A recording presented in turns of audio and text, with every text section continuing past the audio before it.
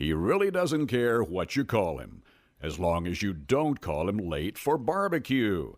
Gotta have your priorities, you know. Steve Batton on Freedom 1110 WKQA. Yeah, late for barbecue. That doesn't work for me. 541-TALK is our phone number. That's 757-541-8255. Coming up next, President of Liberty University, Jerry Falwell Jr. Before we get to him, let's listen to his comments from the convocation, last Friday at Liberty University after Senator Jim DeMint spoke to the crowd. Thank you, Senator DeMint. We're so honored to have you here. Before we dismiss this morning, I wanted to mention last night, Becky and I were watching the Fox News reports on the shootings in California, and we were so touched by Mike Madden, the first responder. I don't know, did anybody see that last night? He was the police officer who was the first responder to the terrible murders at the community center there, and he told a story about no matter how well you're prepared in your training to deal with something like that there's just no way to, when you walk in and you see the carnage and you smell the smell of gunpowder, and it's just something that you can never be prepared for. So we contacted his family or his office after that report to see if he had any sons or daughters who were looking for a place to attend college. We offered to help with the scholarships. We also are trying to contact the victim who had 6 children who was killed in that carnage. And it just blows my mind when I see the President of the United States say that the answer to circumstances like that is more gun control. I mean, if the people...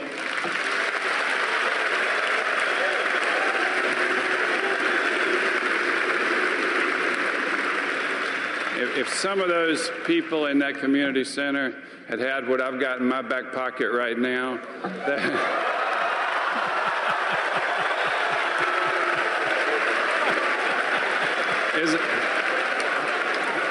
is it illegal to pull it out? I don't know. Is that anyway?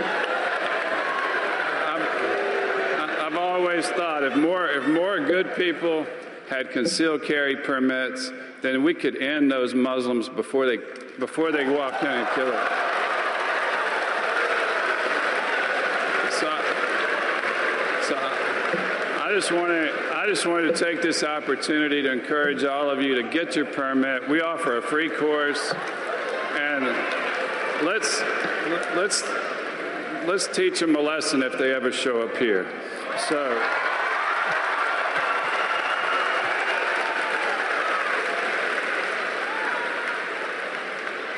Thank you, and you're dismissed.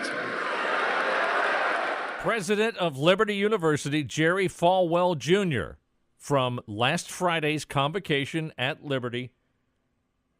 He joins me on the phone now. Good afternoon, Jerry Falwell Jr. Good afternoon, Steve. How are you? I am fabulous. I appreciate you taking the time to talk to me, especially since you're national, if not international news now. I know your schedule is busy, right, President Falwell?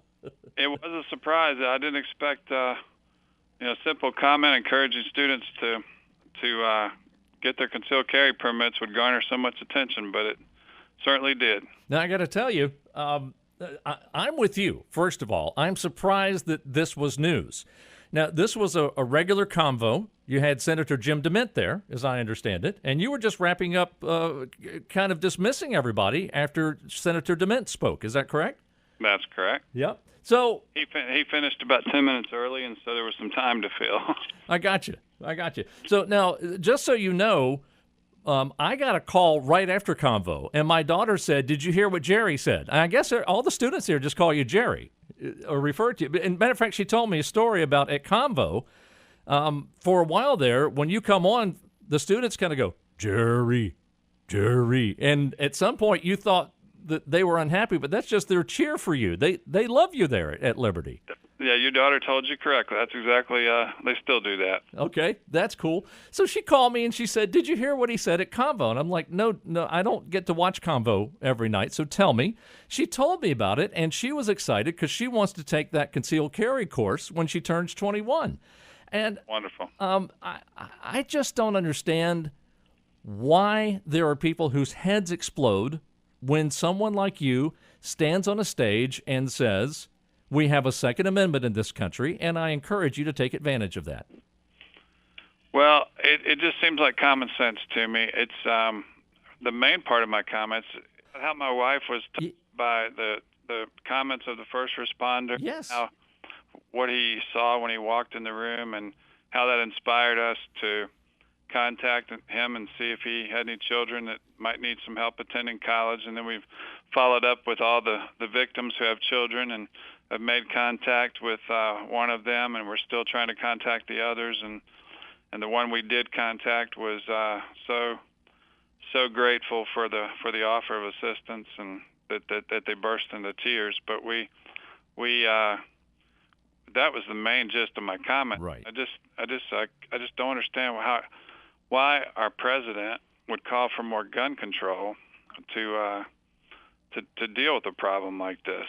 And so I encouraged him, and I did say, if more people in that room had been armed, and they could have ended those Muslims before they killed them. And of course, I was speaking of those two particular Muslims, right. Not all Muslims, but the media tried to, including Hillary Clinton, tried to twist it and only used that part of my quote. And so that part was unfortunate, but I was able to go on Sean Hannity last night and clarify that. And it's, I think that most people, if they just stop long enough to read all of what I said, that they'll understand what I meant. But it really is it's so hypocritical, in my opinion, for elected officials to chide and chastise law-abiding citizens for wanting to arm themselves when they have Secret Service and they have state police protecting them. And it's that's what we've seen happen since Friday. That's the type of comments that have come from some of our elected officials. So it's a bit hypocritical, in my opinion. I agree with you. And I saw what Hillary said over the weekend. She accused you of treason, essentially, said you were giving aid and comfort to the enemy. Now, I don't know in what fuzzy logic world that exists. That just kind of blew my mind, which is a small explosion, admittedly, but it blew my mind that she said that. She only used part of my quote, but you're right. I don't know how, even only using part of my quote out of context, I don't see how she made that leap to aiding and abetting the enemy. It makes no sense. Well, the Richmond Times-Dispatch today came out with an editorial that lumped you in with what Donald Trump said about all Muslims, and he has clarified those remarks about stopping Muslim integration into this country, which is something that I've been talking about in reference to the Syrian refugees, but has nothing to do with what you said at Convo on Friday. So, again, I want to thank you for your comments. I think they were bold, and I think they were right on target. One other thing I wanted to ask you about quickly while I have you on the phone, because this has been driving me nuts. All of these college students at other universities calling for safe zones, and they can't be offended, and they can't look at a different point of view. I know for a fact you guys had, for instance, Bernie Sanders there, and you've always been open to other opinions. Do college students need safe zones, or do they come to college as the University of Oklahoma Wesleyan, as they stated, the president there, they come to college to learn and to grow, and they need to grow up. It's not daycare, it's university. I'd love to hear your thoughts on that. I could not agree more. That's the most insane thing I've ever heard, safe zone. I mean, they used to talk about academic freedom, and you don't hear that anymore. You know, that was what, 10, 15, 20 years ago. Christian universities were accused of not having academic freedom, and it's gotten to the point where if you don't say something that's politically correct, you're ridiculed at many major universities, and so they don't even pretend to have academic freedom anymore. And it's gotten to the point that they're talking about safe zones where you can't offend anybody. I think it's one of the reasons why Liberty University is thriving and growing, and it's because of what these other universities are doing that's just so that's just so out of touch with reality. And I think the political correctness is destroying American higher education. It's how can you learn if you can't discuss all points of view, no matter how disagreeable or offensive they might be. I agree with you, sir, 100%. Last question, very quick question. You mentioned that you were packing the other night at Convo. What are you packing when you pack? Just out of curiosity. I've got several different pistols, but my favorite one is a little 38 special. I've got a little small 25. I've got a Glock, and it's one of those three usually. I got you. And again, I commend you. I doubt very seriously whether anyone is going to think that Convo at Liberty is a safe place to attack. One of the things I rail about is gun-free zones and how ridiculous and insane it is to have gun-free zones. Those are absolute shooting galleries. Well, that's the reason we enacted the concealed carry policy here a couple of years ago, is because of what happened at Virginia Tech. Mm-hmm.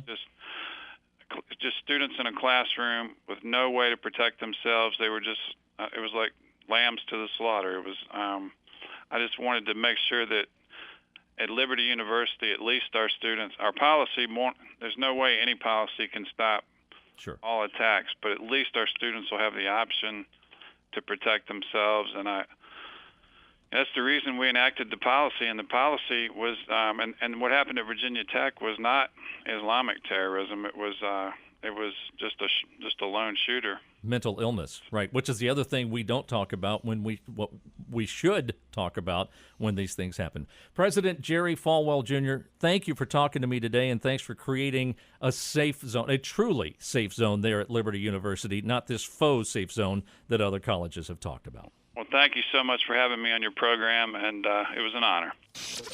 The Steve Batton Show. 541-TALK. That's the phone number, 757-541-8255. Coming up here in just a few minutes, we will cover the complete interview from Morning Joe with Donald Trump this morning. Make sure that you're able to listen to the whole thing. Go to stevebatton.com. That's Steve, Batton.com, and click on Listen Live. We are at war with radical Islam. We are at war, Joe, whether we like it or not. Donald. I agree with that. Right. But you certainly aren't proposing internment camps. I mean, No, you not at all. don't No, support and this what wasn't- FDR Freedom 1110 WKQA. Steve Batton is on the air. Where else would you want him to be? On Freedom 1110 WKQA. We are at war with radical Islam. We are at war, Joe, whether we like it or not. Donald. I agree with that. Right. But you certainly aren't proposing internment camps. I mean, No, you not don't at all. support And this what wasn't, FDR by did the with way, internment camps, I am do not you? proposing that, and that's not what this, you have to look at his presidential proclamations. It was tough stuff, but it wasn't internment. We're not talking about the Japanese internment camps. No, not at all. But we have to get our hand around a very serious problem, and it's getting worse. And you will have more World Trade Centers, and you will have more bigger than the World Trade Center if we don't toughen up, smarten up, and use our heads. All right, there's Donald Trump on Morning Joe this morning. The whole interview, we'll get started on that in just a few minutes. But first, let's get to the phones at 541-TALK. That's 541-8255. Ronald is on the line. Good afternoon, sir. How you doing, Steve? I'm fabulous. I hope you are well. Absolutely. I thoroughly enjoyed the interview with Mr. Falwell. One, I would say it was refreshing. And if I was a potential student looking to go to college, with my mindset, that would definitely be one of the places I'd want to go to school. I agree. I think the name of the university is aptly named Liberty University. Yes, sir. I don't envision somebody running up there doing the same thing. I'm not saying it couldn't happen. Right. But most of them, in my opinion, I don't even call them terrorists. Being former military, I call them cowards. Yes, sir. You know, basically dealing with people who can't defend themselves. So, Sure. no, they don't want you to have the ability to defend yourself. And I think some of the policies of the present administration is whack in that regard. Getting rid of guns is not the answer unless you're going to get rid of them all. And I don't see that happening because people will get them underground. Absolutely. Absolutely.